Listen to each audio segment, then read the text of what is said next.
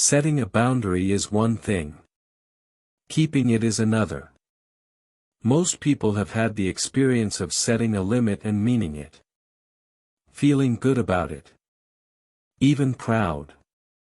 And then, a few weeks later, finding themselves back in the old pattern.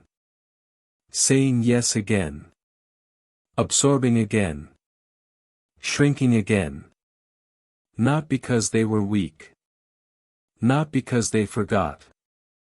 But because holding a boundary over time is genuinely hard work. And nobody tells you that. This final video in the series is about the long game. Not how to set a limit for the first time. But how to maintain it. How to protect it when life pushes back. How to adjust it when things change. And how to build a life where limits are not a constant battle but simply part of who you are. Let us start with why limits erode. The most common reason is gradual drift. Not a dramatic moment where someone crossed a line. Just small, slow movements. A little more here. A slightly later boundary there. An exception made once that becomes a new expectation.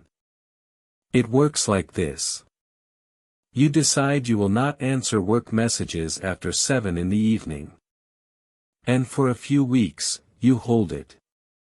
But then there is an urgent project. You respond at 8. And again at 9. And after a few months, the boundary has quietly moved to 10 without anyone deciding it should. This is drift. And it happens in almost every area of life where limits are not actively maintained. The reason it happens is that boundaries are not static things. They exist in relationships. In systems. And systems are always moving. Always adjusting. Always finding their new equilibrium. If you do not actively hold your position, the system moves. And you move with it, often without noticing. The second reason boundaries erode is guilt. We talked about guilt earlier in this series. But it is worth returning to here because it is the most consistent force that wears limits down over time. Even after you have set a boundary clearly, even after you have held it for a while, the guilt does not always disappear. Some days it comes back stronger. Especially when someone you care about is visibly unhappy with your limit. Their unhappiness feels like evidence. Like proof that you were wrong. Like a signal that you should undo what you did and return to the easier version of yourself. But unhappiness in another person is not always a signal that you did something wrong. Sometimes it is just a signal that something changed. That the old arrangement, the comfortable one for them, is no longer available. People adjust. Even when they resist. Even when they express that resistance loudly. And your job is not to manage their adjustment by abandoning your own limit. Your job is to hold the line and let them find their way to the new arrangement. The third reason limits erode is exhaustion. Holding a boundary takes energy. Especially in the beginning. Especially with people who push back repeatedly. Especially when the guilt is strong and the relationship is important. And there will be days when you simply do not have the energy to hold it. When saying yes is just easier. When the path of least resistance feels like the only path available. A difficult week at work. A period of grief or stress. A time when your resources are genuinely low and you cannot summon the clarity you usually have. During those times, old patterns return. Not because you have given up. But because patterns of least resistance are always waiting underneath, ready to fill the space when your capacity drops. Those moments are not failure. They are part of being human. The important thing is not to add a second layer of guilt on top of an already hard moment. You slipped back into an old pattern. That happens. The question is simply, what do I do next? Not next month. Tomorrow. Or even today. This is the same principle from the discipline series. Never miss twice. One exception does not ruin a limit. A series of exceptions does. You return. As soon as you are able. Without drama. Without a long explanation to yourself or anyone else. You just return. And the practice continues. So how do you maintain limits over the long term? What actually helps? The first thing that helps is making the limit concrete and specific. Vague limits are hard to hold. Because you cannot tell when they have been crossed. I need more space is vague. I need at least 2 evenings a week that are completely free is specific. I want to be treated with more respect is vague. I will not continue a conversation where I am being spoken to that way is specific. The more specific the limit, the easier it is to notice when it is being crossed. And the easier it is to respond when it is.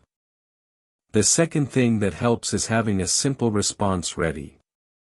When a limit is tested, which it will be, having already decided what you will say removes the moment of uncertainty that often leads to collapse. You do not need to improvise. You do not need to think on the spot. You have already decided. Something simple. Direct. Without apology. I said I would not be available after 7. I will get back to you tomorrow. I am not going to discuss this topic. Let us talk about something else. That does not work for me. Short. Clear. Calm. You do not need to explain. You do not need to defend. The limit has already been stated. Repeating it calmly is enough. The third thing that helps is noticing the early signs of drift before it becomes a pattern. Check in with yourself regularly. Not obsessively. But intentionally. Once a week. Or even once a month. How am I feeling after spending time with this person? Am I leaving our interactions feeling okay or feeling drained? Am I saying yes to things I actually mean no to? Am I explaining myself more than I used to? Am I avoiding certain conversations because I do not have the energy to hold my ground? Is there a relationship in my life that seems to consistently cost me more than it gives? A situation I keep finding myself in that I said I would not. These are early signals. They are not accusations. They are simply information. They are worth listening to before the drift becomes a full return to the old pattern. Because catching drift early is much easier than recovering from a full collapse.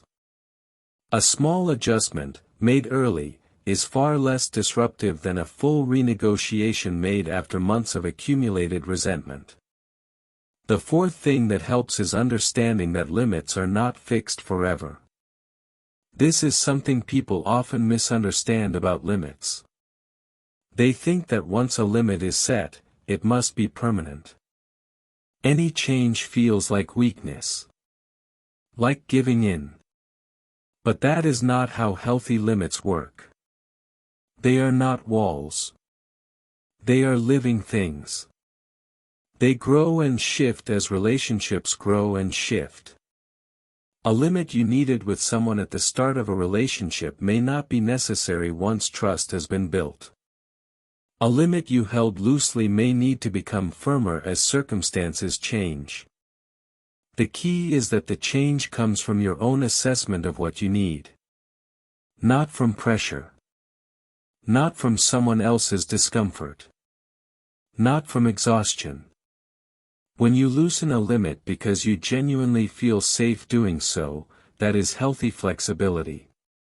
When you loosen a limit because someone pushed back hard and it was easier to give in, that is drift. The difference is in who is making the decision. And why. The fifth thing that helps is building a life where limits are simply part of the structure. Not an ongoing negotiation. Just the way things are. This is the long-term goal. Not to constantly defend your limits, but to reach a place where they are understood. Where the people in your life know them.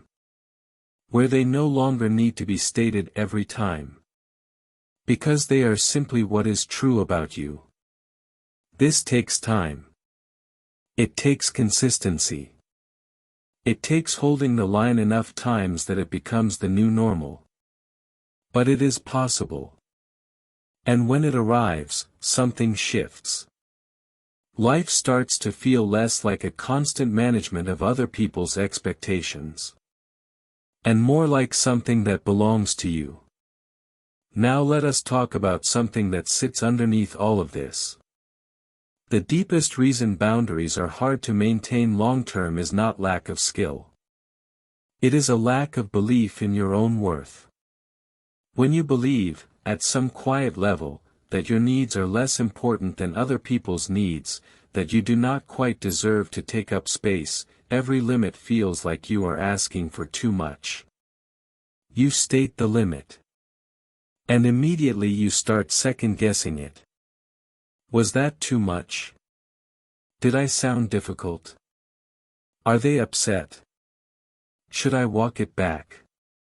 Every time someone is unhappy with your limit, that belief gets activated. See? You ask for too much. You should not have. And so you back down. Not because the limit was wrong. But because you have not yet built the belief that you are allowed to have it.